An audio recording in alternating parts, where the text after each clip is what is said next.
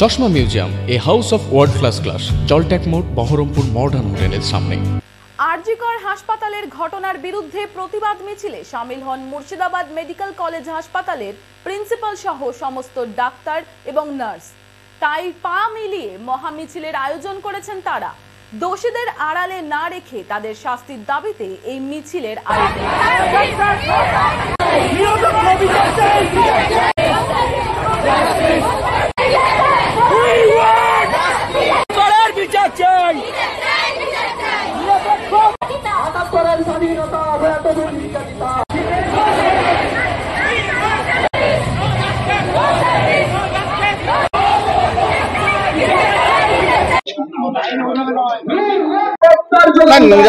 নিরাপত্তার জন্য তারা নামতেই পারে, সেটা নিরাপত্তার জন্য তারা নামছে, তাদের পাশে আমরা আছি, এইটুকুনি আমাদের বার্তা।